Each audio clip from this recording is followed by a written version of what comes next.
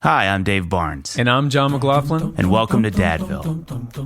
Dadville is a podcast where we talk about life, love, and the pursuit of awesome dadding. It's funny thoughts and deep talks. So please, enjoy your time here in Dadville and enjoy this episode with Shaunti Feldhahn.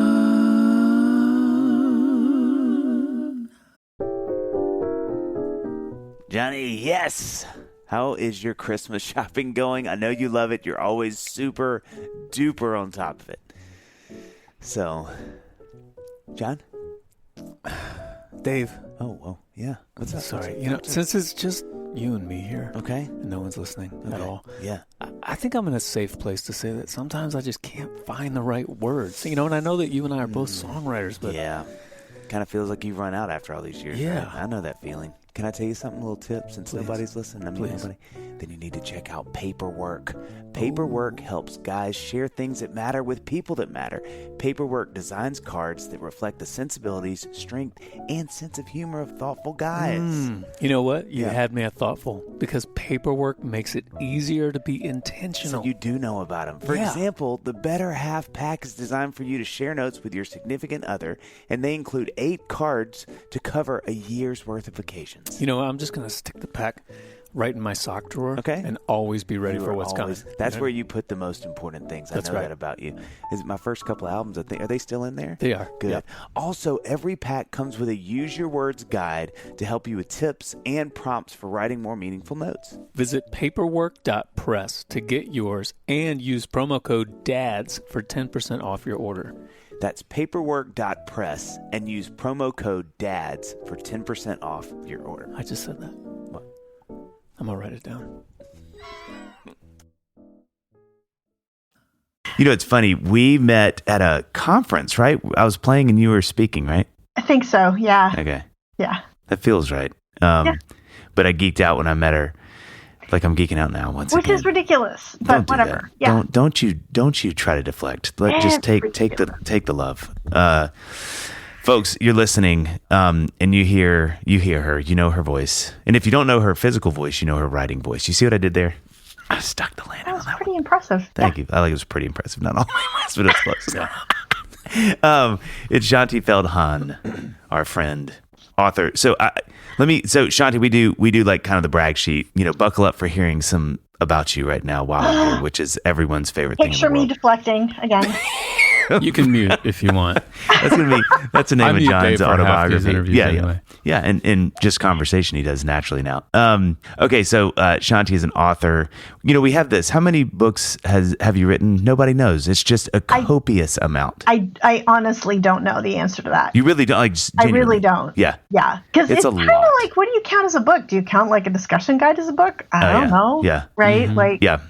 Well, what that question reminds me of is, like, John, remember this, but like early days playing shows, everything counted as a show because you just wanted to tell people you're playing shows. So if somebody's like, hey, I've got some friends coming over to my living room, you're like, got a show, put it on the side. Got a show. Yeah. Jim's living room, 7:00 tonight. Well, when people ask me how many albums I have, it works the opposite. They're like, well, you had that one in college. I'm like, no. We don't count that one. I don't even want to talk about it. Yeah, we will never speak of this again. But a lot of books, like a lot. Yeah. A lot. Yeah, it's great. Attended College of William & Mary and majored in government and economics. Look at you. And then worked for the U.S. Senate Banking Committee. I mean, just flexing. It gets even worse, though, for flexes. Received graduate degree in public policy from Harvard, which, John, actually, I don't know this. Have we had any other Harvard grad on here? Can you think of any? I don't know that we have. I don't think we have it. Look at you. Let's just say we haven't. Leading the charge. I don't know that we've interviewed anyone who went to Harvard and their spouse also went to Harvard. I was going to say that's definitely a first. Yeah. That's definitely there a first. And became an analyst on Wall Street, unexpectedly became a social researcher, which I love that part. And then her groundbreaking research-based books, such as For Women Only and For Men Only, have sold more than 3 million copies in 25 languages. I'd say those resonate a little bit with people. Her research and commentary are regularly featured in media as diverse as The Today Show, Focus on the Family, New York Times, and Family Life. And just for fun, once worked on a dude ranch, which is a fun, let's just put that out there. And literally a dude ranch, not maybe a nightclub called the Dude Ranch, because that's a very different scenario. Is the U.S. Senate Banking Committee and Dude Ranch Is there a lot of overlap It's kind of wrangling a lot of cattle. Okay. Yeah. No. Yeah, as a lot you'd of expect. Yeah. Oh my gosh. Well, so people need to understand. So one of the reasons that I freaked out meeting Shaunti back in the day was because Annie and we got married, and I told you this when we met. But someone gave us, or maybe we bought for women only. It was something, and I'm telling you, I don't know. I can name maybe 5 books that we have read as a couple that have been so transformative. It was like, and too, one of those really beautiful times in our life where it was just the right time, right place, time when we needed to read it. And it was just really, really, really helpful. I think, obviously, especially for Annie, because I kind of knew, I knew the things you were talking about being a man, and you talking about men, I'd experienced those things. But I think for her, we just had so many. It's probably exactly what you would want as an author, especially with these kind of books. But like we just talk so much about it. She'd read and be like, "Hey, I want to ask you something. Yeah. Is this how you feel?" And I'd be like, "Yeah, it is." And she was like, "God, that's crazy." And so it just really sparked all of this really healthy discussion around how I work and how men work, and it just caused a lot of grace from her in our marriage for 20 years now, just to kind of understand me a little more and not be as judgy and kind. And I'm so glad to hear that. I know, yeah, it's been a really, really, really helpful thing. And so I was so excited about having you on because one, I'm a product of your books and what they can do. So as John and I were talking about this was like the best problem that we have, which is there's so many things that we could talk about with you. This being Dadville 1, so you have men, which obviously is a big part of you've written so much about. Yeah. 2, a lot of couples listen to it. So then you have that. We have family. It's just, there's so many ways to skin this cat that I was like, I think the way that we should do it is to just take some of these books and just kind of go through ways that you can think with an audience like ours, strong physical males that do tons of push-ups, squats, burpees, just a lot of rigorous, I can't even say it, physical rigorous things. But no, so just to kind of slowly make our way through the books. But before we do that, this is one thing that I think is very amazing about the way that you do your books, is that they are research based, that these are not, and I think to even talk about them before we do that, people that are listening need to understand that's one of the things that I think makes them so potent and so helpful, is it isn't sort of op-ed. It's not sort of like, hey, here's what I think, here's what I've experienced in my life, which is obviously really helpful. And someday when John and I write our Dadville book, we'll be that and not research-based. There you go. But, when you read it, it just feels, it's been vetted. Yeah. You know that like whatever you are saying in your books, there is tons of data to back this up. And so it really makes you reckon with these things, which is what I saw Annie do. And then when I read For Men Only, I was doing the same thing. And so as much as it may bother you, it's like, hey, this is what it is, And I told John one of my favorite parts of us reading that book is how you started it. And I think about that every now and then and giggle, that kind of like preamble, which was like, hey, if you're as a woman, if you're reading this book to sort of make a point or prove a point that you already have, I'm probably going to ruin that because this is probably not going to do what you want it to do. Yes. Which is really interesting. And so before we talk about these books, I think it's important people know that the way that you write them is so much research. It's, well, when you're writing it, do you sort of experience your version of that? Like, do you go in, I would imagine, with your own preconceived sort of anecdotal notions of all this stuff? Oh, for sure. Why do you think I had to write these books? I mean, literally, this whole thing started because it's a sort of a long story, but after we left New York and moved to Atlanta, which is where we live, I had this opportunity to write a couple of novels. And this whole thing started because one of the main characters in the novel was a man, and I didn't know how to put thoughts in his head. Wow. And so I would I had to say what my main character was thinking, right? Like I couldn't just say what he was doing. Yeah. And so the whole thing was because I would ask Jeff, my husband, or another guy, here's the scene in the book. Tell me what you'd be thinking. So I could figure out what to put in my main character's head. Yeah. And as you men started telling me what you'd actually be thinking, I'm like, what? Seriously? Like, what? You're just like, no, but seriously. Like, no, but seriously. And the funny thing, actually, okay, in all seriousness, Jeff often, when we do marriage events, Jeff often explains this from the stage, but he said what was funny to him is that, like, you know, maybe we'd be out to dinner with another couple, right? And I'd be asking the other husband, you know, here's the scene, what would you be thinking? Mm-hmm. And his wife is going, what? Yeah. You know, like, yeah. And so this whole thing started because of the what? Yeah. You know, yeah. I mean, it needing to do the data and needing to do a big nationally representative survey of men was pure self-preservation. I'm like, what? Like, and being able to go, whoa, 78% of men like agreed with that guy. Yeah, like overwhelming results. Like, yeah. We specifically just, you know, since you mentioned the research, one of the things a lot of people don't know, because we didn't, you know, it's a small little book. We didn't really include a bazillion things in there. But one of the things that you probably should know is that there were actually multiple things that didn't get included because they didn't come out on the survey. And so, because they were things that people had talked about and, you know, we'd heard a bunch of times, but if it was kind of like 60-40, it was like, well, you know what, let's... Wow. Yeah, you know, which has got to be tough, I would imagine. Because you have this structure in your brain and you're like, the data's going to show. And then if it's on the and cusp, then it doesn't. And then it's like, I can't include it. Or another big thing, sort of a rule that we had was that if black men answered different than white men, right, there's something other than men going on. Wow. Right? Yeah. Like, I couldn't include it if it's like, okay, older men answer differently than younger men. Like, something else is happening. So we just got rid of all those things. We didn't include them. Wow. So I think we only included the ones that it came out at big numbers. Yeah. It says a lot about you that you would be writing this novel, that you would think that someone writing a novel would like, that's all going to come internally. Like, this is a story that you're going to write. But then you run into this sort of like conundrum where you're like, well, I can't get in the brain of men. And then that takes you on this multi-year adventure where you're doing all this research in the pursuit of really truth. I think it says a lot about you as a writer that you would go through all that. Ridiculous is what it does. No, it is because I had just come off my job on Wall Street. I'd been trained as an analyst. I had been working as an analyst for years.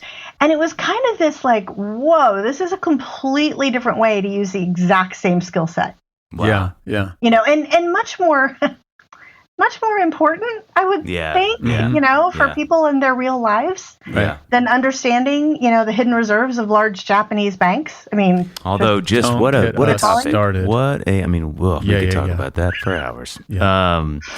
Konnichiwa. So one of the things, so the first one that I wanted to talk about, there's a few books that I thought would be fun to sort of hear you speak to is, and you know, John and I have talked about this. It's interesting for having this podcast for, is it 4 years, John, now? 4 years, 4.5 years, almost. Wow, congratulations, you guys. That's amazing. And this being our third episode over that much time, which, you know, we really work on the episodes. We don't want to rush it. We don't want to rush it. But like, we haven't really navigated talking about sex a lot. And I don't know why that is. I know. Okay, but your judgment is not appreciated. I know. I'm sorry. Forget it. It's okay. And the shame that inferred, and then all of the things. You know how men work, and you know what you just did with me. Yeah, I'm so sorry. You of all people should know. Surprised. Yes. Forgive me. Yes. But like, still a work in progress. Yeah. you and us both. So you know, with your book that's called Secrets of Sex and Marriage, the little sort of blurb next to it is largest nationally representative study conducted with married couples about sex. Relationship researcher Shaunti Feldhahn and nationally renowned sex therapist Dr. Michael Sistema uncover the most urgent sex-related issues for average couple and give you workable solutions and lasting hope. So what is the thing as you studied this Mm-hmm. What were some of your biggest takeaways? Like John asked, what were some of those aha moments that you were like, wow? Yeah. So this was a really, really interesting study because we were, for the first time, doing this research with a true expert in that area. Because when it comes to like physical intimacy and your sexual relationship, like there's a lot of vulnerability there. And we knew, like, if we got it slightly wrong, you could do damage. Mm-hmm. Yeah. You know? Yeah. And so Michael Seitzma is like, he's this renowned sex therapist. He's trained hundreds and hundreds of sex therapists. And so we did the research in the book together. And so, of course, nothing surprised him at all. Everything surprised me. Yeah. So one of the things actually that is probably the most impactful, that if you don't mind me giving me like 3 or 4 minutes, I can explain. Go. No, this is your podcast, sister. There you go. Okay. So one of the things that we realized fairly early on in the research is that most people, because this area of our life is so private, that we kind of feel like we're the only people dealing with whatever. This is an area it's one of the only areas you don't talk about with anybody, not even like your closest friends, right? And so most people, this is what Jeff always says, like he said, the most I ever learned about like sex was from other guys in the locker room. Like 16-year-old boys aren't the best source of information. Yeah, men don't really talk about it. I think women talk about it. Men don't really talk about it. I don't even think women really talk. I mean, anyway. So one of the things that happens as a result is that it turns out we have a bunch of myths in our minds that we don't realize are myths. Yeah. And one of the most important is what we see. It's basically based on what we see like in the movies, because we think there's just one way that like sex works. Like it's what you see in Hollywood, which is, the guy and the girl look at each other across the room and there's a spark. Right. And there's this hunger, and pretty soon they're kissing and the clothes are off and they're in bed, and the camera pans gracefully away. But I mean, depending on which side of the show you're watching, I suppose. Yeah, touche. But that concept that you feel a sense of desire and you do something about it is so ingrained that if it doesn't work that way in your house, you kind of think like something's wrong. Like my spouse is broken or I'm broken, like something's wrong.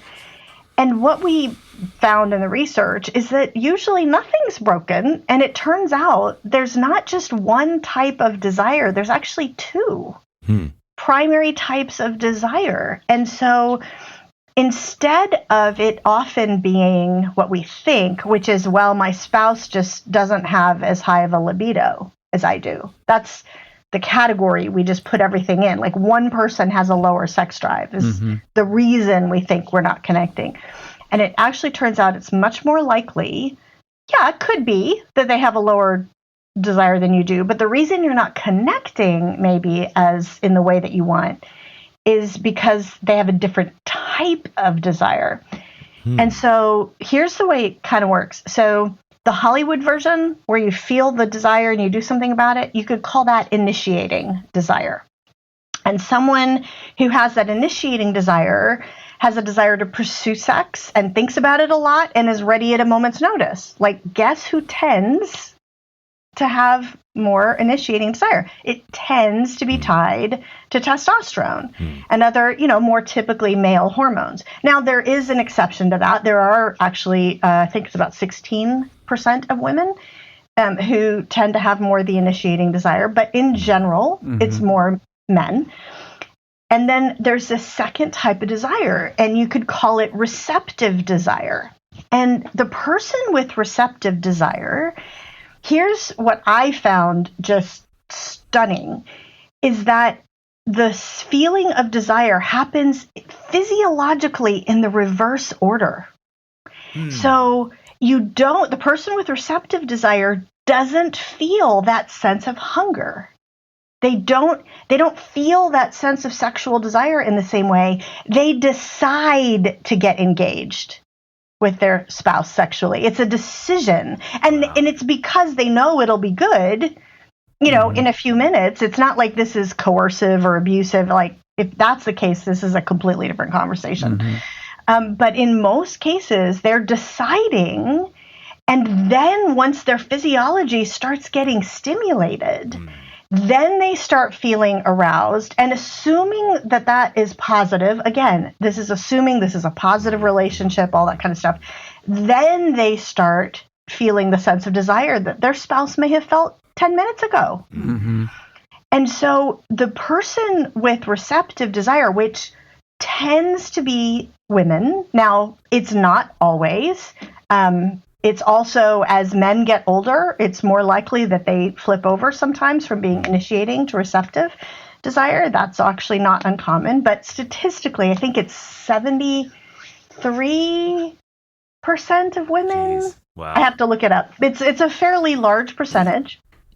And so that the person who has receptive desire, they just need to be approached differently. Like, that person needs to know what you've got on your menu for the evening before you get to the bedroom, so that their brain wakes up and they can actually anticipate it and not have this sense of, oh my gosh, I'm so glad, I'm so tired, it's been such a long day. Wait, what? Yeah. So there, and by the way, I should mention, those are the two primary types of desire. Those is the vast majority of people. There's a small percentage as well. There's a third type of desire that I should at least mention, and it's called resistant desire.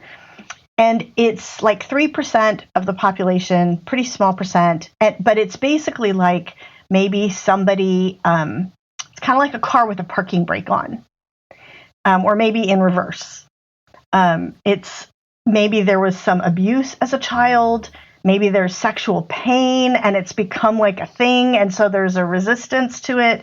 It could be they don't feel safe in the relationship. There could be all sorts of reasons, but the hypothesis is that because most sex therapists, if you work with that person, they eventually work through that, and then either they're more naturally initiating or naturally more receptive. So we should probably mention that as well. But mostly it's not that there's something broken. It's usually just they have a different type of desire and need a different approach. Well, and you said something in that book that I thought was really fascinating about how much more emotional it is for men than women assume it is. Yes. So I tell when I do more like private, like women's events, like like a retreat where you can kind of be together for a weekend and get some trust. One of the things, if I do a talk on men, one of the things that I often will say to the women is we think of physical intimacy in marriage for our husband as being a physical need. That's like the category we mentally put it in. Like, it's a physical need, it's a physical urge, and when you've been chasing around kids all day, sleep is a physical need. Like, I'm sorry, that's a big deal. All the women are like, yes. But what I found in the research that just stunned me is that when I started asking the men, what's the importance of this in your life? Nothing that I heard had anything to do with the physical. Nothing. Wow. It was entirely about this enormous emotional need that they couldn't get met any other way. And it's the need that every man has to feel that his wife desires him, right? That she wants him. And I can't remember what the number is off the top of my head. It was like 77% or something of men said that feeling that their wife desired him, it gave them a sense of confidence and a sense of well-being in all the other areas of their life, far outside the bedroom. So anyway, that was a big aha moment for me, I think, and for a lot of women. Yeah. This holiday season, step into the world of Scrooge, A Christmas Carol, the award-winning audio drama podcast from Hope Media Group and Compassion International. Returning for its 2024 season, this classic tale of redemption and forgiveness is brought to life like never before. Whether you're gathered with family or listening solo, Scrooge is the perfect way to embrace the true meaning of Christmas. Feel the power of the season's spirit with a story of transformation and hope. Catch Scrooge, A Christmas Carol, wherever you listen to podcasts or tune in on ScroogePodcast.com. This year, let the story move you and remind you of the joy of forgiveness and the magic of Christmas. Hey, it's Emma Chamberlain. I designed these new glasses for Warby Parker, and I basically can't take them off. Like, I'm showering in them and sleeping in them. They're just that good. Go see them all at warbyparker.com. And you know what? Have a good day too. Okay? All right? Bye. It's a weird thing in the church too that I mean, John and I have talked about this a lot, just the two of us in our friendship, but it's a weird thing in the church that navigating that space because, and this, I'm not trying to over spiritualize it, but I do think it's true. I do think that, oh, here I go. I'm going to sound like a Southern Baptist pastor right now. God bless all of you Southern Baptist pastors, but it feels like something the devil really can use in the church to cause division in marriages, because it's kind of like, if I have the wrong idea, again, and just being, as you said, the numbers skew toward men this way, where I have a desire, she's not as interested in it.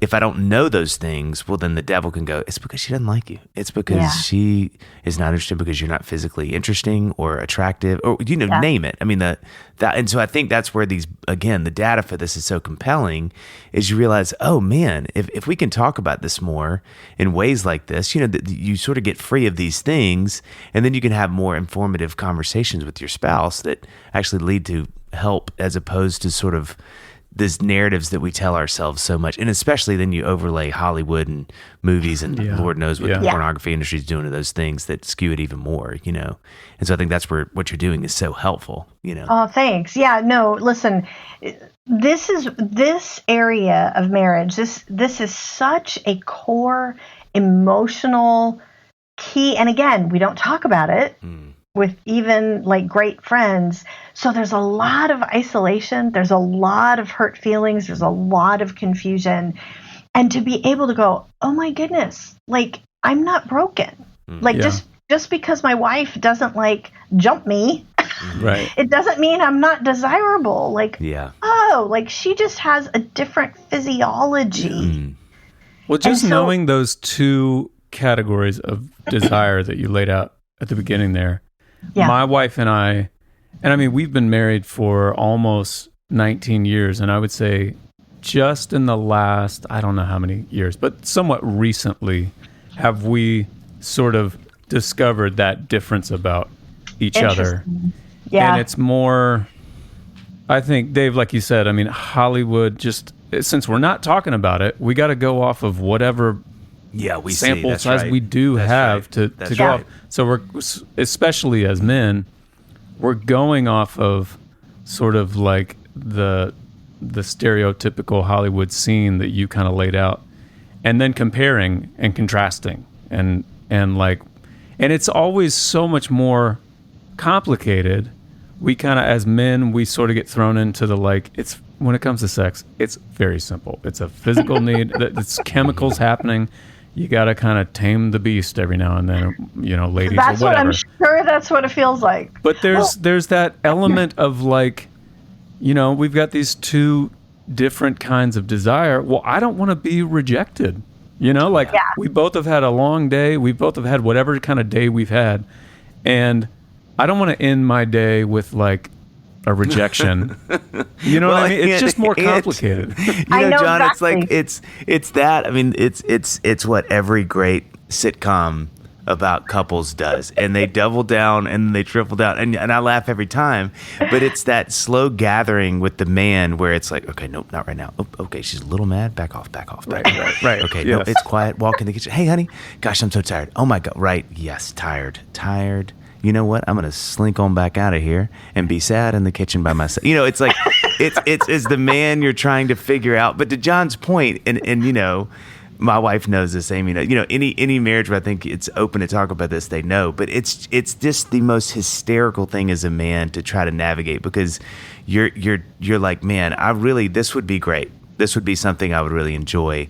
And, a lot of times I think without even knowing it, it is for a connection, right? It's like, I just feel kind of distant, or I just need some. For sure. It's been a bad day, and this actually makes me feel better in more ways than just physical. But what's so hard, to John's point, is you realize there's a chance this could not happen. And man, if it doesn't, it could be potentially cataclysmic on how you feel, just like. I feel so bad. I think recently I've wrapped my mind around the idea that, like, I've always assumed if I feel X, Y, and Z about Amy, it will naturally result in sex.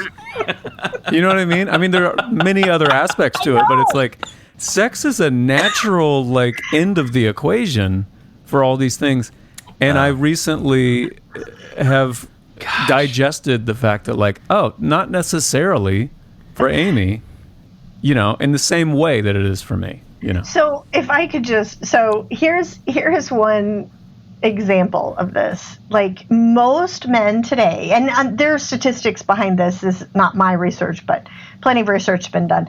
Most husbands today are very, like, attuned to they've been told, listen, your wife is chasing kids around all day. Help her with the chores. Like, if you want to, have something happen in the bedroom, help, be that kind of involved dad. Yeah. And many, many men have jumped in, and they want to serve their wife. And it's not just because they want sex later, although that would be, like, the end goal probably for a lot of cases. But you've been told, hey, do the chores. Hey, help with the kids. Hey, wash the dishes. Hey, and you can scrub the toilets all you want. But if she has receptive desire, she is not thinking about sex. Yeah. You have to have that anticipation time. You have to have something that wakes the brain up. Like, the joke is, while you're scrubbing the toilets, you do a big, like, wink, like, whatever your signal is, whatever your funny, flirty phrase is. So she's like, oh. Yeah. And again, this is slightly stereotypical. There are men listening to this who they're in the reverse situation, for right? sure. Where their wife is more the initiating desire. They're more the receptive desire. It's a relatively small percentage, but that happens too. Yeah. Well, the two things I was gonna add this to is, I think, one, in the church it's so tricky because, and John and I even kind of talked about this, is like, you'd really, men are just so visual. And so I think one reason I think it's legitimately hard to bring this up is you don't want to plant images. You don't want to sort of, like, talk about something that ignites something in a man. Right. Though it may be informative, it may be helpful. And then I think with guys as friends, like, John and I both have friends we can talk about these things with, but it's still really careful because you want to honor your wife. You don't want to, I would never want to describe my wife to someone as this sexual being, and man, and then they're sitting there going, like, bro, you're not really helping me here, because I'm trying not to think about your wife that way right now, as you're describing it. So one, I think there's this tricky thing where we're trying to navigate how to have a conversation that's honoring to her, but also vulnerable with your friends, so they can meet you in that vulnerability and encourage you or challenge you or whatever. Or, like John said, have an education around it. They may go, hey, that's actually not true. You should know this too, or whatever. But it's just such a tender thing, I think, especially as men, because we're so visual, that the minute someone starts talking about something, it's really hard to not start seeing that in your brain. Well, this is one of the reasons why I think, now, you guys are the men here, so you tell me whether this makes sense to you, but this is why when Jeff and I do marriage events, and the pastor is like, okay, because we usually talk ahead of time, like, what kind of topics, because we could cover a lot of different things. And usually the pastor, especially if it's a male pastor, is like, could we make sure that you tackle this topic? Can we? And it's because in a marriage event is one of the only places, I think, where it's a little bit more safe Yeah. to have that. I mean, it still doesn't solve the visual thing, and but it's, I think, a little bit safer. Oh yeah. Yeah. Yeah, no doubt. Yeah, it's interesting, but I think the thing that's so hard now is that so much, I think this is one of the things that your book really helped Annie with, and helped me with, honestly, was realizing like, and it means the world to me when Annie does this, but like every now and then some girl will run by or will be driving and something will happen and she'll just be like, I'm sorry you have to deal with this. Yeah. You know what I mean? Like, I'm sorry that sort of where the world is and what women can wear now. I know. And it means the world to me, because it's just like, God, because you're doing your best to like just keep looking forward, you know. And especially now with kids, which is a whole other like, I don't want them to see me looking at the one, it's like, then like, what's Dad, you're a creep, hitting me from the back. But, just to know that like we do live in this really interesting age of the world where, somebody brought up Hooters the other day because we drove by one, and I was like, isn't it funny that now Hooters is more well-dressed than probably what you'd see walking down the street? Where it used to be like, oh, scantily clad women, you may see a little cleavage. And now it's like, well, no, that's actually probably a safer place to go eat than some other, and so I think, I think what that book really helped Annie and I both with is also the struggle of just kind of being such visual creatures as men. And then you're living in a world that it's just takes so much discipline between just running down the sidewalk and having someone jog by, and then TVs and movies and commercials. Yeah. You're just like, it's just really hard. And so I think too, where marriages can feel a little extra pressure as men who are just kind of like, I'm coming to a head here with sort of like sexual energy, and and it's hard to, and so I think again, that's where the data helps so much, is I promise I'm not a creep. I promise I'm not a creep. I'm not trying to paw all over you. Yeah, exactly. Well, the thing that it made me, honestly, I'll be really transparent with you guys.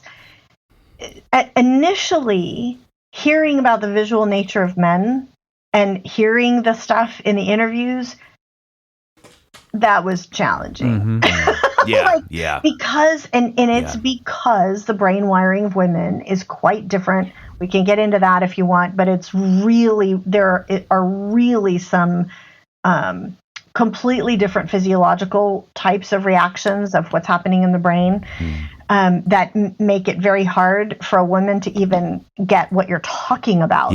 When you talk about this. Yeah.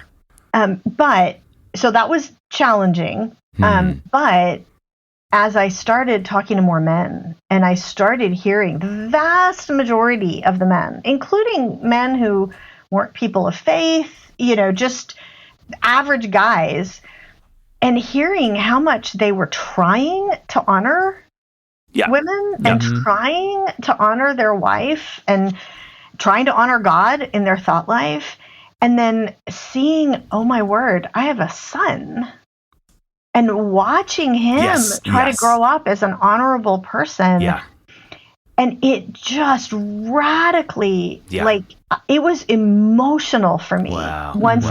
I mean, there are times I'll be talking to a guy and I'll just find tears in my eyes at what you men have to deal with when you're just trying to honor the women around you. Yeah.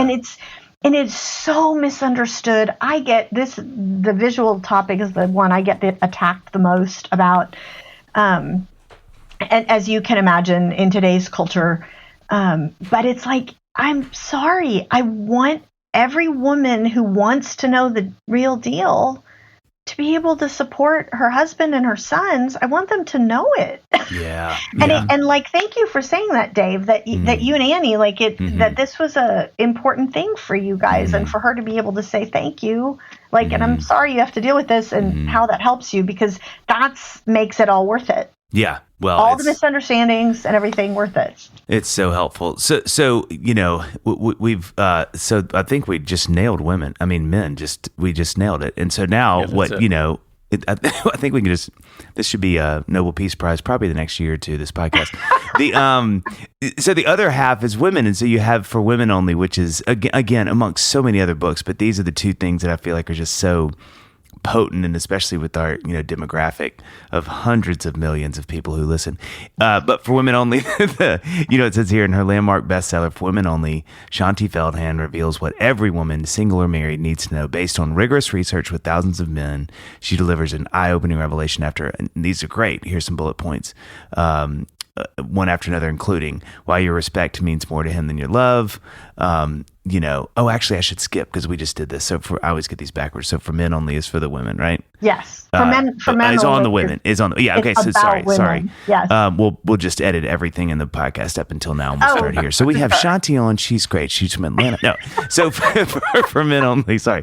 The good news: success is simpler than you ever thought, and their breaking classic for men only. Jeff, your husband, and you, Shaunti, wrote this. Reveal the eye-opening truth in simple acts that will radically improve your relationship. Why she can't just not think about something that's bothering her. I'm going to laugh through all of these. I'm going to really try to not laugh through these because they hit so home with my marriage.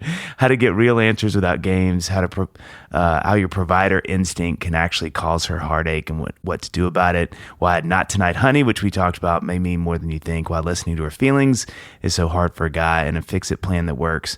And then also why her I do at the altar will always mean do you, and the answer that rocks the world. I mean, this stuff is just so good. And so if you're thinking about men that are listening, as I feel like we've kind of spoken to women in the struggles, that are so true to being a man. Like, what do you feel like for the men out there when it comes to women? What are the big points you found from that book? Where are the people that, really take encouragement or eye-opening moments that are really liberating? Oh, I'm so glad you asked that. Now you can speak to your gender. All the women who are listening to this are like, okay, it's about time. Come on. Yeah, let's go.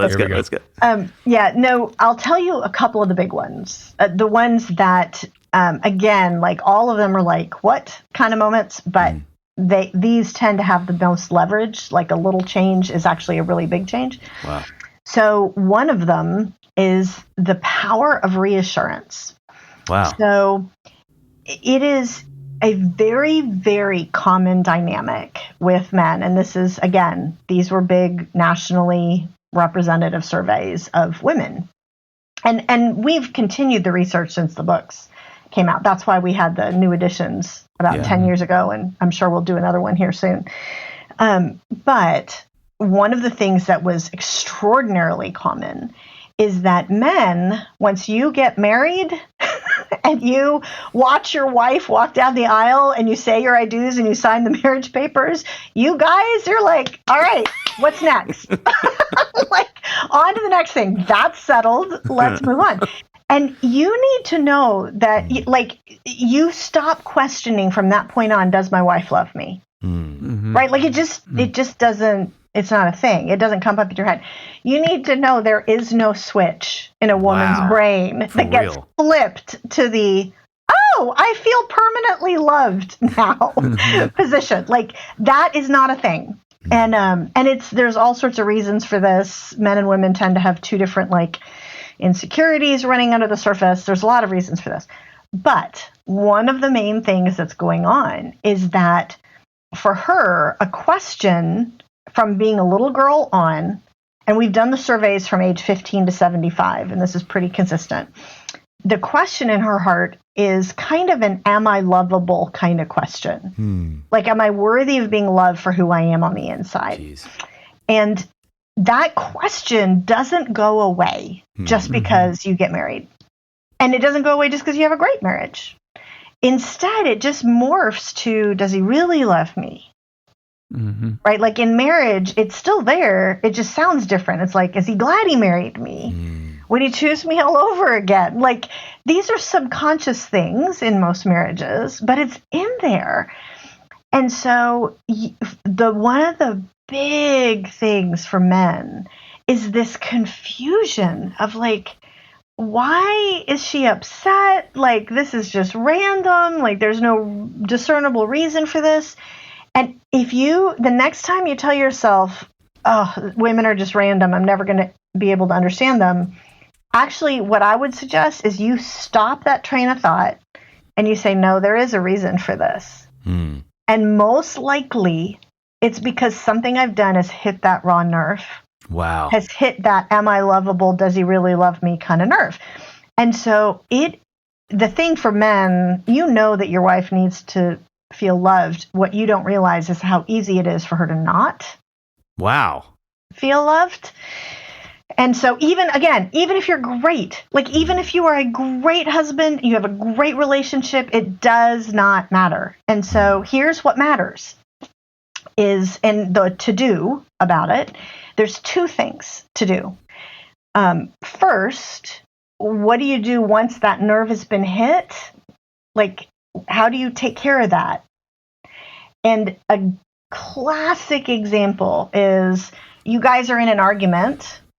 I'm sure this never happens. I don't even know what that word is, but keep going. I'm sure this never happens. But you're having some emotional conversation, and it's time for you to head to a meeting. You drive away. As you're driving away, I'll ask you boys here, what happens to the idea of that argument?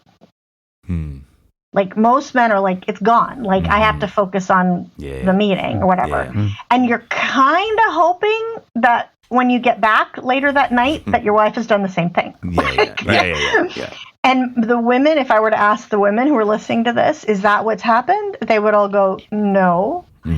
And here's the reason. It's not because she's holding a grudge. It's not because she's refusing to let things go. It's because that question has been triggered. That insecurity, that raw nerve has been hit.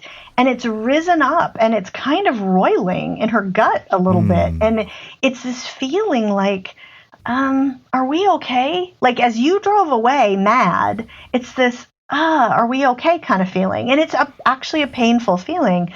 And so that will circle until she's reassured. And so what do you do when that's happened is the reassurance. It's before you leave for the meeting, you go, look, I'm angry. I've got a meeting. I've got to go. I can't talk right now. But listen, I want you to know we're okay. Wow. Like that, I can't remember what the numbers were, but it was something like, I want to say 87% of women or something said that would make like all the difference. So that's an example of what you do to address it once you feel like, okay, something's happened here. The second thing, though, is preventative. So the answer is going to sound funny. Jeff usually does this part when we do our marriage events. So I'm the woman explaining this. But the answer really is pursuit. Wow. And men are like, what does that mean exactly? And so here's what it means. Like, think about what you did when you were dating. And now, okay, I can see some of your faces. You guys are like looking slightly alarmed. Like that was exhausting. Like I got married so we could stop doing that stuff. Like, don't think of it as the thing you did, like the candlelight dinner or whatever it was. When you were dating, you were sending her a message every day, this pursuit message, this I love you today, I want you today, be mine today, right? Like it was this constant message. And that doesn't go away after you get married, but you don't have to do the big, huge things. Like you can send her that message every day just by reaching across and taking her hand when you're walking across a parking lot. Right? That says, I'm so glad I married you. That's it. Or, you text her in the middle of a hard day and listen, this is such a hard day. I love you so much. I can't wait to see you tonight. Press send. Like she will screenshot that text message. Like I promise. It's these little bitty things. If you're sitting together at church and you put your arm around her, that says you're mine. Right? Like, I love you so much. Like, these little spontaneous affection gestures and words send her that message. And that is preventative so that when you're having that argument over breakfast where you're triggered and you have to leave for the meeting, it doesn't, are we okay feeling doesn't even come up. Because you've built such a sense of security underneath her. So those two things are big deals for most. This episode is brought to you by Amazon. The holidays are here, and you know what that means. It's time to get your friends and family the gifts they deserve. Take the stress out of shopping with Amazon's great deals and low prices on a huge range of items from toys to tech and much more. Whoever you're gifting for, Amazon has great prices on everything you need this holiday season. Shop Amazon for all your gifting needs. Is it time to reimagine your future? The right business skills may make a difference in your career. At Capella University, we offer a relevant education that's designed to focus on what you need to know in the business world. We'll teach professional skills to help you pursue your goals, like business management, strategic planning, and effective communication. And you can apply these skills right away. A different future is closer than you think with Capella University. Learn more at capella.edu. Well, I'm curious what you say here too, because this would help not me, but John always says how much it's a struggle in their marriage. But you can look at me when you answer it just for fun. Okay. But like, I love that you said here, while listening to her feelings is so hard for a guy and a fix-it plan that works, because I think I used to laugh at this, and John and I are probably a weird sample size because we're both artists, we're both musicians. We probably lean a little more heart than probably your normal sort of lumberjack guys do, even though I sort of feel like a lumberjack musician. But even I will notice that, like, if it gets too, for me, which is a lot, like I can handle a lot of emotion. That's kind of one thing I sort of trade in, but like I can just feel like, okay, I'm at capacity. We need to sort of like go somewhere with this, or I'm going to start zoning out. So what do you do about that? Like, help me. So, thank you John, for sorry, help for John. help. What did I say? Like, I didn't mean. Yeah, I will say though, Dave, the last topic that we were talking about, the like you're leaving and you're driving to the meeting, and like the men haven't even thought about it. I will say, Amy and I are the opposite on this. As I Amy will and think I. about it for days and days and days. And Amy's kind of like, we're fine. Yeah, But on this topic though, Dave, I am definitely the stereotypical, like I love listening to Amy talk forever, but eventually we're getting to like, we're fixing this, right? So anyway, continue. I'm just saying this is me. No, I agree. I'm with you on both. That's awesome. Okay, so this is what we found statistically, and again, I would have to look at the chapter to remember the numbers, but fairly large numbers. This is what we found, is that in general, and I'm making a generalization here, but in general, the reason for that is that you're listening to the wrong things. Wow. Okay, so you don't have to stop being you what? That's men's response to that. That's our initial response. Yeah, you don't have to stop being Mr. Fix-It. Mm-hmm. Okay, that's something I always tell men. Like, no, God has made you to be a Mr. Fix-It. Don't feel like you suddenly have to be her best girlfriend. Like, don't believe that if somebody tells you that. The thing is, the Mr. Fix-It is usually step 2, and you're not going to get to step 2 unless you do step 1. Yeah. So here's what step 1 is. And this is, I promise for most men, this is going to feel kind of weird, but this is what it is. Your whole life, you have trained yourself that when someone comes to you with a bunch of jangling emotions, now, and this, by the way, this is important for your kids too, just so you know, same thing. When someone comes to you with all these jangling emotions, it might interfere if those emotions are infectious and they hit you.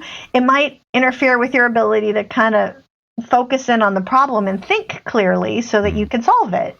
So your whole lives, you've trained yourself to sort of filter out all those emotions. Wow. So you can focus in on the problem, okay? What you don't realize is that all the jangling emotions at the beginning, that's what she most wants you to listen to. Mm-hmm. Oh, boy. And that sense of, oh, my word, like my boss yelled at me in front of the team today and she's steamed or she's upset or whatever it is, instead of where your brain wants to go, which is, okay, let's be calm about this and let's talk about what you do when you walk in tomorrow. Like, let's talk about how you address this with your boss. Instead, it's going to feel really weird the first few times you do this. Filter out the problem.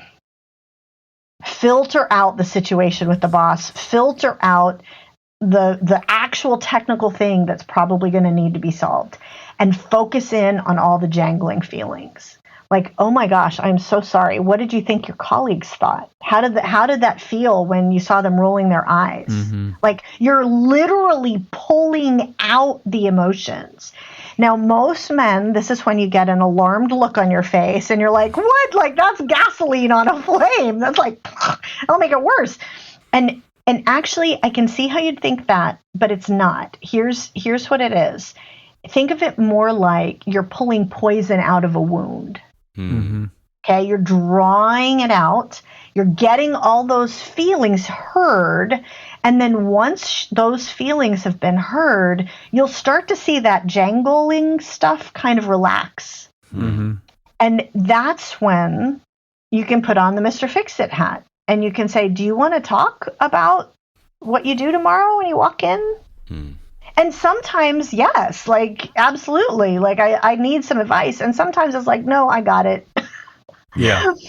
And so just be aware that the issue, and this is a key thing, by the way, any dad, I mean, this is the Dadville podcast, right? Any father who wants to have a brilliant relationship with a daughter for a lifetime, start this now. I do not care how old they are. They could be 3 years old. Start this now. And let them talk about their feelings. Draw the feelings out. You may be rolling your eyes internally, but I promise you, try this. Yeah. And if your daughter is statistically, like most, this is a big deal. And you'll see then your daughter relax and you'll be like, oh, she's not being a drama queen. She just needed her feelings heard. Well, you know, as a dad of 2 daughters, I feel like the message that I don't want to be sent, I mean, I don't want to send this to my wife either, but I don't want to be telling the 3 most important women in my life, I don't think you can fix your problems. Like, I need to fix them, you know? And also, I do think, like, all the guys listening, you know, like Dave said, we are artists. We over-index on, you know, one end of the spectrum. But don't tell yourself that you don't do this as well. If I have something that happened, if I have some show that something bad happened during the show or whatever, Amy's the first person I'm going to tell. And I want her to acknowledge the emotions that I felt in that moment. It's part of processing it and all that. You know what I mean? Great point.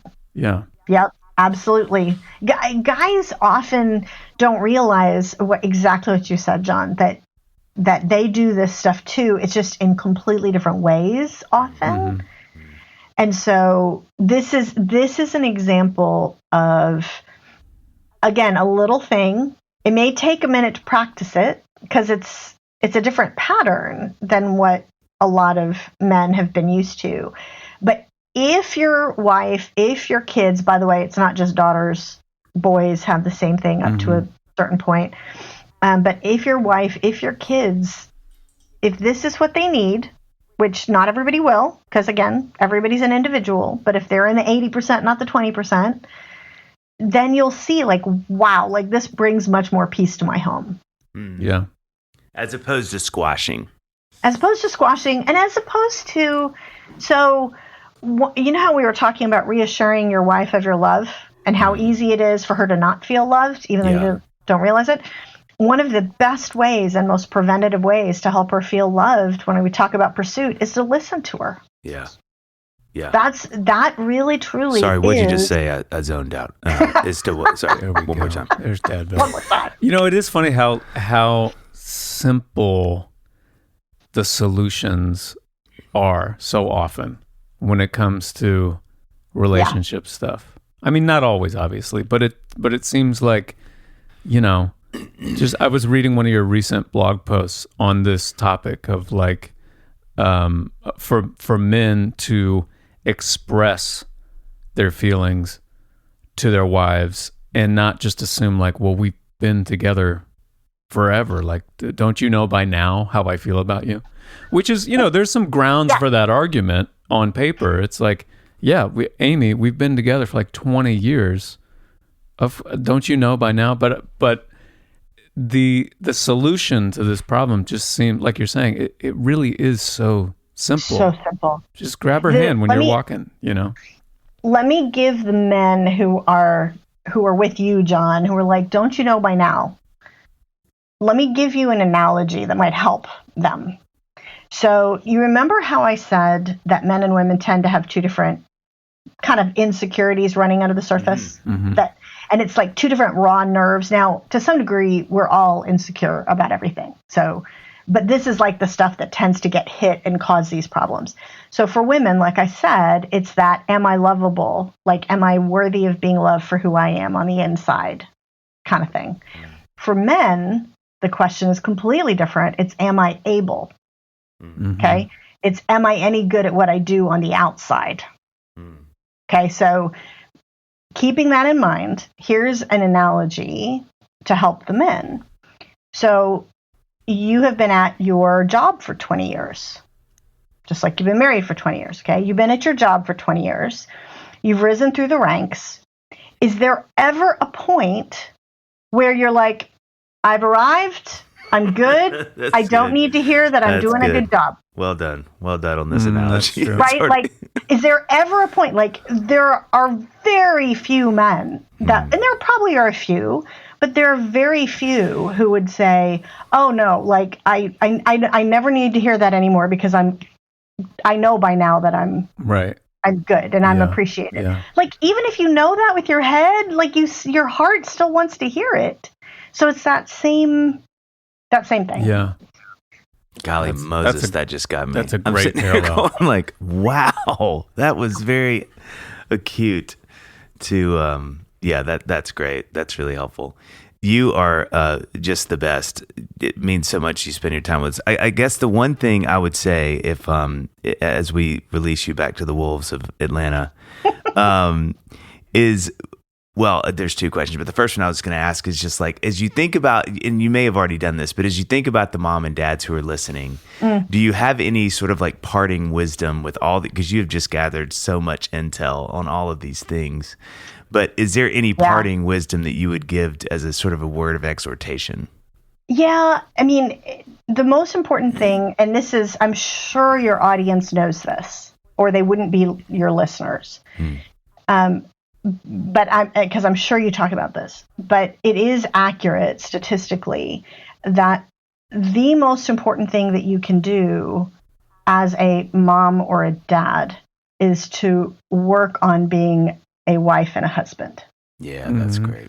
Is to work on the marriage. Like, the best security you can put underneath your kids is to see a strong marriage. And like, literally every study, this is not hyperbole, but like every study that's been done has found that this is one of the most important factors for parenting and for childhood development. Now, obviously, in our world, there are plenty of marriages that don't go the way we want them to. Stuff happens that we wouldn't have preferred. Marriages end, kids are growing up in single parent households. Of course that happens. And that's not like we're dooming our kids. No, like that's not what I want people to hear. Mm-hmm. But if you are in a relationship where you're like, we've been so focused on the kids that we kind of have lost each other to some degree. Like, who are you again? Yeah. Right. Like, actually working on that. And like a husband listening to this going, okay, like maybe I should make it a point to like actually listen and draw out the feelings and all that kind of stuff. Mm-hmm. Like, yeah, make it a point. Yeah. Like, if you're wondering that's the answer. Yes. Well, it's funny with Dadville. One of the things, John and I have a lot of sort of like what we would call experts like you on that are like, parenting experts or childhood experts in these things. And we see this when we laugh about it with all of them is like, it feels like in this generation, there's just so much attention on children, and it comes from a good place. I think mostly it's like, we want to make sure we're setting our kids up to succeed and that they can do the best. But I think what the really hard swing of that you just spoke so well to is you can almost forget about that part of it, which is even more important than the kids, is that your marriage is secure because then they thrive and they feel safe. And so you can almost miss the forest for the trees on that because you're so focused on making sure the kids are happy that you forget the thing that actually would make them the most secure, which is your marriage. And they're seeing really all of it. And they are. And whatever my daughters are seeing in me, yes, that's what they're going to expect. when they grow up? We found, if I could just, I know you've got to wrap this up, but just as a quick data point, one of our big studies a number of years ago was for a book called For Parents Only. And we interviewed and surveyed over about 5 years. We interviewed and surveyed about 3,000 teenagers. And it was like 15, 16, 17-year-olds kind of. And one of the things that we found from the kids overwhelmingly is the sense of emotional security that they need in knowing that their parents are there for them. And a big part of that, clearly, both statistically and in like the focus groups and stuff, was knowing that mom and dad were secure. And that there is an insecurity that happens because they are watching. And it doesn't mean that, if something has happened and gone a way you didn't want it to, that therefore there's this huge problem in their life. It does not mean that necessarily. This is all very individual. But it does mean that, like we were talking about, they are watching. And they will see your efforts to create a great relationship as something that both they can learn from, like you're modeling for them, and in this very crazy world that we're living in, it does put a sense of sort of certainty and security underneath them. Yeah. Well, it's funny, even at 46, I laugh sometimes because my mom and dad, that they're retired now and they do all these trips together and they walk 3 miles a day together. And even at 46, so cool. it makes me smile. Like I'll find myself like, that's so great they do that. Even now, which I'm like a grown man with my own family and kids, but it still informs this really weird, deep down sense of security in me. Yeah. It's sort of like, it's good to see them do that and they enjoy each other. And that even now, it gives me some sense of peace and rootedness, That's a great example. Yeah. So, well, thank you for your time. And the last thing I was going to ask is like, what's coming up next? What do we need to be looking for? Anything you're working on next? I actually am I'm in the middle of my next sort of 2 research and book projects, one for church leaders and one for individuals on mental health. Oh, wow. So, we just turned in the book for pastors, counselors, church leaders, small group leaders. Wow. On how the church can be a key solution to the mental health crisis. Wow. All based on we did a huge national survey of leaders. And then the individuals book, which is more like the ones that you guys are talking about, is for us, if it's all about the little things that make a big difference, what are the little things that make a big difference in our own mental health? Wow. So, and we are still looking for funding though for that one. So I am hoping, because I really want to do a big survey for that one. Yeah. That's great. So where can people go to get all your stuff? Just go to Shaunti.com. That's it. That's my website. HAUNTI.com. Yes. We'll put it in the show notes. And listeners, last thing I'll say, I mean, if you enjoyed this interview and got as much from it as we did, the books really are so great. They're just so informative. They're so helpful. And there's books on parenting. There's books on money. There's books on marriage. There's books on men, women, as you said, sex, the church. There's so many things that Shaunti has written about that are just really, really helpful. So go check all those things out. They're awesome. Yeah. Thank you. Yes, thank you. Oh my gosh. Thanks for having me on, guys. You.